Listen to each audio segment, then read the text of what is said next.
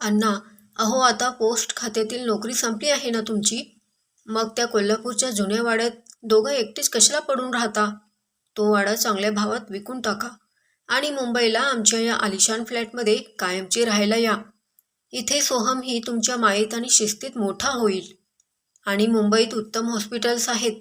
काही आजारपण आलं तर लगेच 4 पावलांवरच उपचार मिळतात. आम्हालाही तुमची चिंता वाटत असते. मुलगा राहुलने खूपच आस्थेने विनम्रतापूर्वक गळ घातली. तेव्हा सून रुचाही गोड हसत मध्येच म्हणाली, हो अण्णा, आई आणि तुम्ही आलात तर मलाही घरात मोठा आधार होईल. हे तर दिवसभर कामाला जातात, मीही दिवसभर नोकरीला जाते. मग सोहम घरी एकटाच असतो. त्याला कुणाकडे सोडावं हाच प्रश्न सतावत असतो. तुम्ही आलात तर मला त्याची चिंता राहणार नाही. तुमच्या सहवासात आनंदाने वाढेल तो आणि त्याच्यावर चांगले संस्कारही होतील. मुलाच्या आणि सुनेच्या या गोड शब्दांवर विश्वास ठेवून दत्तात्रय आणि त्यांच्या पत्नी शांताबाईंनी कोल्हापूरचा निरोप घेऊन मुंबईत येण्याचा निर्णय घेतला. शांताबाई खूप उत्साहात होत्या. आपल्या शेजारच्या विमलबाईंना त्या अगदी आनंदाने म्हणाल्या, विमल, अगं माझ्या मुलाने आणि सुनेने खूपच आग्रह करून तिकडे राहण्यासाठीच बोलावले आहे. आमच्याशिवाय त्यांना तेथे करमत नाही. दोघेही खूप मागे लागले आहेत. तसंही आता इथे राहून काय करायचं? हे आता रिटायर झाले आहेत. आता राहिलेले आयुष्याचे 4 दिवस नातवंडासोबत मजेने घालवावे. त्याच्याशिवाय दुसरं काय पाहिजे? तुम्ही खूपच नशीबवान आहात जे तुम्हाला असा मुलगा आणि अशी गुणी सून मिळाली आहे. विमल अगदी उत्साहाने म्हणाली, चला उद्याच्या निघण्याची तयारी करायची आहे. असे म्हणून शांताबाई समाधानाने घरात गेल्या. मुंबईच्या प्रवासादरम्यान शांताबाईंच्या चेहऱ्यावरचा आनंद ओसांडून वाहत होता. त्या वारंवार दत्तात्रयांना म्हणत होत्या, अहो ऐकलत का? आता आपला नातू सोहम आपल्या डोळ्यासमोर मोठा होईल. मी त्याला स्वतःच्या हाताने साजूक तुपातले लाडू, मऊ मऊ खिचडी भरवीन. त्याला छत्रपती शिवाजी महाराजांच्या गोष्टी सांगेन. रुचा बिचारी दिवसभर कॉर्पोरेट ऑफिसमध्ये राबते. तिलाही घरात हातभार लागेल. दत्तात्रय पत्नीकडे पाहून फक्त शांतपणे हसले. त्यांच्या मनातही मुलाच्या संसाराबद्दल अनेक स्वप्ने रंगत होती. मुंबईत आल्यावर सुरुवातीचे काही दिवस खूप छान गेले. शांताबाईंनी संपूर्ण घराचा ताबा घेतला. सकाळी उठल्यापासून त्या सोहमच्या मागे असायच्या. त्याला शाळेसाठी तयार करणे, त्याच्यासाठी रोज नवनवीन पौष्टिक पदार्थ बनवणे, यात त्यांचा संपूर्ण दिवस कसा जायचा हे समजायचेच नाही. हळूहळू सोहमच्या तब्येतीत आता सुधारणा होऊ लागली. त्याच्या चेहऱ्यावर छान टवटवी दिसू लागली. हे पाहून एके दिवशी रुचा ऑफिसमधून आल्यावर शांताबाईंना अत्यंत गोड आवाजात म्हणाली, आई, तुम्ही किती छान स्वयंपाक करता.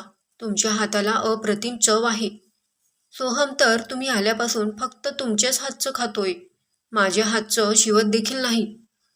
मग त्या स्वयंपाकाच्या बाईला कशाला महिन्याला 10,000 रुपये फुकट द्यायचे? मी उद्यापासूनच त्यांना बंद करून टाकते.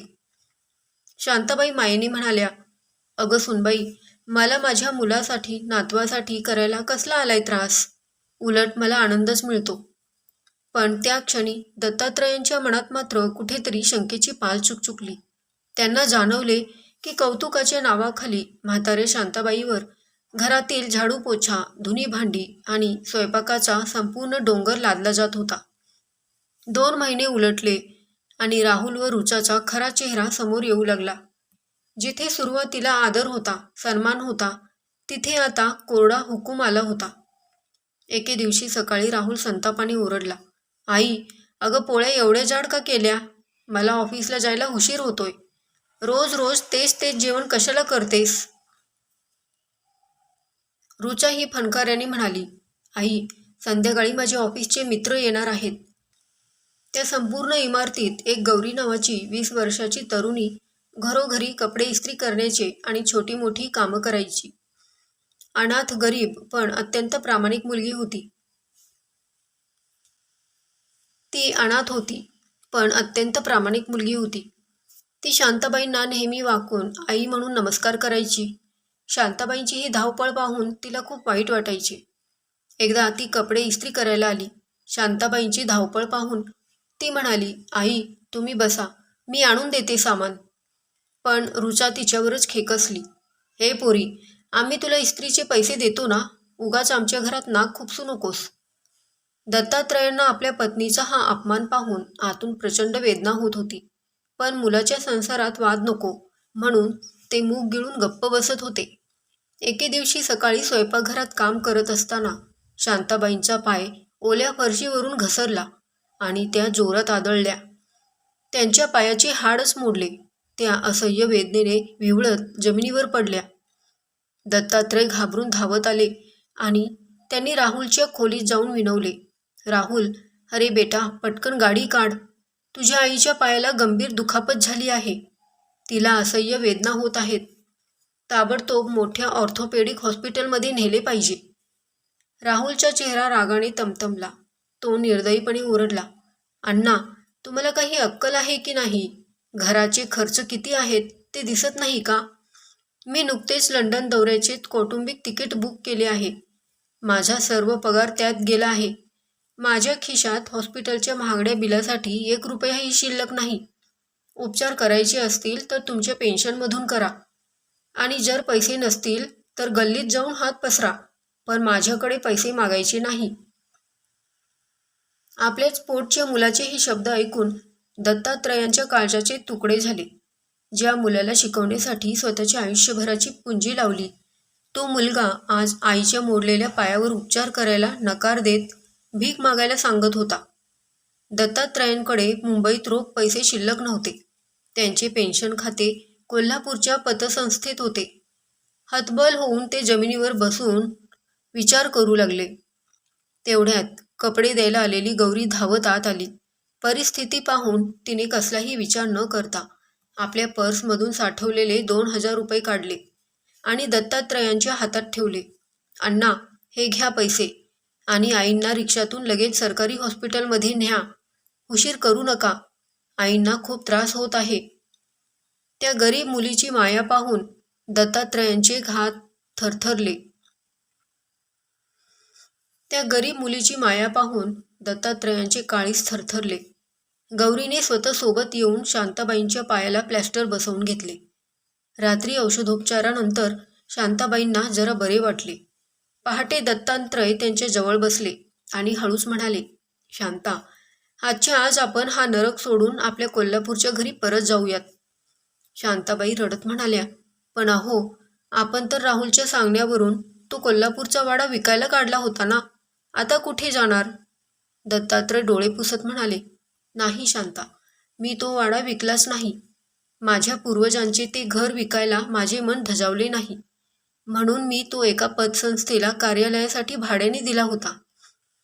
त्याचे दरमहा चांगले भाडे माझ्या कोल्हापूरच्या खात्यात जमा होत आहे. मला ऑनलाईन बँकिंग येत नाही, म्हणून मला कोल्हापूरला जाऊन पैसे काढावे लागतील. आपण आजच आपल्या घरी परत जाणार आहोत. पण दुर्दैवाने खोलीच्या बाहेर उभ्या असलेल्या रुचाने हे सर्व ऐकले. तात्काळ राहुलच्या खोलीत जाऊन सांगितले, राहुल, अरे बाबांनी तो वाडा विकलेला नाहीये. म्हाताऱ्याने तो भाड्याने दिला आहे आणि त्याला दरमहा चांगले भाडे मिळत आहे.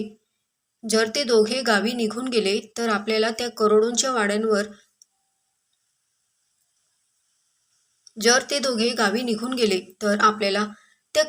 वाड्यांवर कधीच हक्क सांगता येणार नाही. आपल्याला त्यांना अडवावेच लागेल. सकाळी दत्तात्रय कोल्हापूरला जाऊन पैसे आणण्यासाठी पहाटेच्या पहिल्या गाडीने स्टेशनकडे निघाले. निघताना त्यांनी गौरीला बजावले, गौरी, मी येईपर्यंत आईची काळजी घे. दुपारी शांताबाई काठी टेकत बसल्या असताना रुचा संतापाने खोलीत आली. तिने शांताबाईंच्या हातातील काठी हिसकावून फेकून दिली आणि ओरडली, सासूबाई, किती दिवस असंच बसून राहणार आहात? आम्ही ऑफिसला निघालो आहोत. उठा आणि स्वयंपाक करा. शांताबाई भेदरलेल्या मनस्थितीत पाहतच राहिल्या. त्यांना अजूनही प्रचंड थकल्यासारखे वाटत होते. त्या सुनेला म्हणाल्या, सुनबाई, अगं 2 दिवस स्वयंपाकाला बाई लाव. माझ्याच्याने होणार नाही. काय म्हणालात? हिंमत कशी झाली तुमची होत नाही म्हणायची? रुचा संतापाने ओरडली. तिने शांताबाईंचा हात पकडला व त्यांना मागे ढकलले. तेवढ्यात गौरी घरात धावत आली. तिने रुचाचा हात जोरात पकडून मुरगळला आणि काठी शांताबाईंच्या हातात दिली. रुचा संतापाने म्हणाली, ए भिकारडे, हात सोड माझा. गौरी डोळ्यात अंगार फुलवून म्हणाली, ताई, तोंड सांभाळून बोला. मी गरिबाची पोर असेन, पण माझ्यात देखील रक्तच वाहते, पाणी नाही. जर तुम्ही आईंना पुन्हा हात लावला तर मी सोसायटीच्या अध्यक्षांना आणि महिला पोलिसांना इथे बोलावून तुमची धिंड काढेन.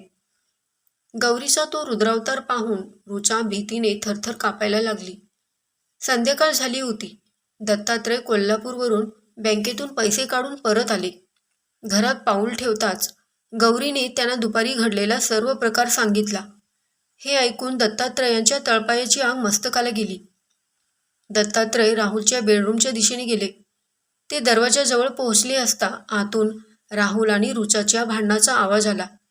दत्तात्रय दारापाशीच थांबले. आत राहुल रुचावर ओरडत होता. रुचा, जरा तरी डोकं वापरायचं ना. त्या म्हातारीचा पाय आणखीन दुखावला असता तर ती कोल्हापूरला जाऊ शकली नसती. मग अण्णांना वाड्याची पॉवर ऑफ अटर्नी माझ्या नावावरच करावी लागली असती. आता अण्णा पैसे घेऊन आले की तिला घेऊन निघून जातील. वाडाही गेला आणि त्यांची पेन्शनही गेली. दत्तात्रयांनी दरवाजा जोरात उघडला.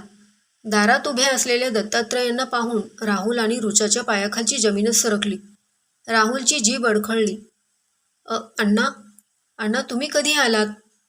दत्तात्रयांनी खिशातून राहुलचे जुने फोटो काढले आणि त्याच्या तोंडावर फेकले. राहुल, आज मी स्वतःला अनाथ समजतो.